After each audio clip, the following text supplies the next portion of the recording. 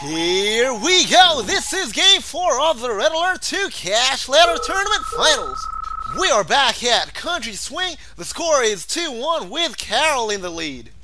Best of 5 wins the tournament, which means if Karel wins this, he'll be taking home first prize, which is 100 euros. Second place, of course, will not go empty-handed. He'll be taking home 50 euros. So no matter what happens, both players are winners. And by the way, it is like deja vu, ladies and gentlemen. Both players have spawned at the same starting positions as Game 1. Karel at the bottom right and Gerwar at the top left. So who's going to win this time? Are we going to see more epic tank battles? Because as some of you may remember in Game 1, these two were going at it back and forth, and had like 4 tank battles before the game actually ended. Let's see if Karel moves his MCV again. The dogs are clearing the shroud. That's one thing I really like about this game. You don't need to constantly scout and scout like in Red Alert 3 or StarCraft. Once you've scouted somewhere, there's no need to scout again. Unless, of course, they're allies and they use the gap generator. Again, no drones. Speaking of drones, in Game 3 I mentioned that they're good for defense. I just like to add that they're so slow and ineffective on the ore, but they're good pretty much anywhere else, especially when you're trying to buy yourself some time to make more tanks. You'll notice that the build orders are almost identical to Game 1. That's because these players lack in creativity. I'm just kidding. These are actually the best build orders on this map. Typically on any map, you have to kind of walk your buildings towards the ore, or gems if any. Then place your first war factory next to those so that as soon as your miners come out, they can start harvesting. Teal with 6 miners followed by a tank, and yellow with 7 again. A lot of people like to make one more miner than their opponents, but on a big map it doesn't really make a difference. Unless you make 1 miner and your opponent makes like 18. This is so reminiscent of Game 1, except this time Gerwar brings 2 tanks instead of 3. And at the exact same entrance. Yellow spots it and quickly sends some tanks to defend. I really hope we see something fancy this time, like Dezo flak bombs or clone vats with mass Uris, or even dogs with dynamite stuck to them. Just something different. But I highly doubt we're going to see any of that, because it is quite risky making battle labs, cloning vats and all that, while your opponent's massing war factories. Super weapons be quite awesome though. Iron curtaining straight into their base, then they come back with nukes. Those games mainly happen on maps where you can camp and defend yourself while teching up. Both players are being so cautious, not making any big moves just yet, just amassing their armies. I think it's because they both know that this could be the last game. Yellow's thinking, I better not mess up because I just need 1 more win. And Teal's like, I better not mess up like I did the last 2 games. Or maybe they're thinking, why are we talking to ourselves? The armies are getting big, the tanks are revving up, there's plenty of money. Teal now has 3 war factories. It's going to be tanks, tanks, and more tanks. Now 4 war factories. Yellow setting up camp at the middle entrance. Again, too many miners on a nearly empty ore patch. They're mining sand, dude. Move some to the bottom. I think Yellow's concentrating too much on his tanks, but not enough on his miner management. Teal makes another attempt at a split with 4 tanks. At this skill level, I think you need more than that. Yellow easily spots it and patrols his base near the entrance. Teal brings in some backup. What's Yellow gonna do? Brings in even more backup. You attack with 5, I'll attack with 10.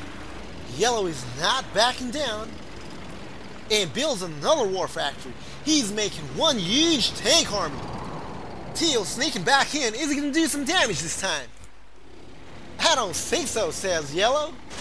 Teal's trying to find a weak spot, but where? Is there one? Yellow's defenses are pretty damn good. This is not an easy task for Teal. And forced to regroup, he's probably scratching his head right now. What the heck am I gonna do? I suggest that Teal make another war factory at the middle entrance and just go for an all-in tank battle. That's what we all want to see. I do anyway. It's gotta happen sooner or later. Maybe sooner than we think. Teal is now at the bottom half. He's ready for a fight. He's saying, Yellow, it's you and me, right here, right now. And get away from your garrison buildings or I'll take out your war factories again. Teal is mad. He wants his revenge. The Dezos cannot push through because of the sentries. Teal has run out of ideas and he's now retreating. Why? And where's your war factory at the entrance? Yellow quickly takes advantage of Teal's weak tank configuration. That was an extremely bad move for Teal. He just unnecessarily lost so many tanks just now. He would have been a lot better off leaving his tanks at the bottom half because Yellow was too afraid to engage. Yellow just needs a couple of drones to counter the Dezos, slowly clear the bushes and electricity posts at the middle entrance, then just attack, attack, attack. Because right now the middle entrance is too narrow to make an effective attack with Teal just waiting there. Teal finally makes that much needed war factory. But it could be a little too late because he's already lost so many tanks. Except for when he retreats, his tank controls seem to be slightly better than Yellow's. So he could still have a chance.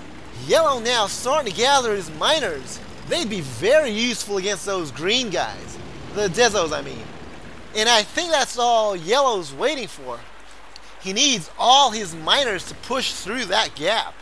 And if I remember correctly, the bottom half of this map actually has more ore than the top half. Which means that if both players harvest all the ore, the bottom player will have more units. Okay, finally it is on! Don't forget to put those miners at the front, Yellow. No doubt Yellow is going to push through, it's just a matter of time. Sells 2 ore factories, indicating that he's out of money, which means he has harvested everything and he has nothing left to do but attack. This is what we've been waiting for, ladies and gentlemen. Look at all those tanks. This is going to be one huge tank battle. Once again, it is on. The structures are going down. Yellow is not looking back.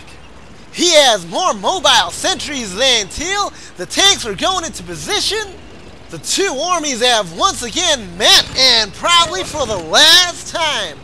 Teal is out-tanked, out-minored. Can Yellow pull it off? This is going to be one huge death toll. It is bedlam.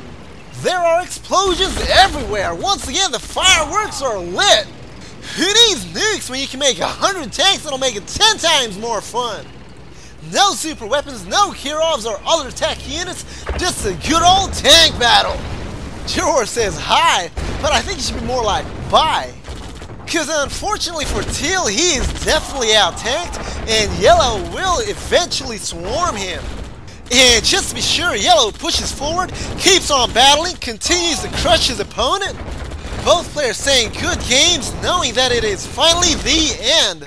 And what a good sport Gerwar is. Congratulates Karel for his well-deserved win. Well, that's it, folks. Karel takes first prize and Gerwar takes second. I hope you all enjoyed the tournament as much as I did. This is Crazy Jace, and I'll see you guys next time. Oh, and before I go, I'd just like to leave you with a message. No need to flame, because it's just a game. Keep it fun, guys. Bye.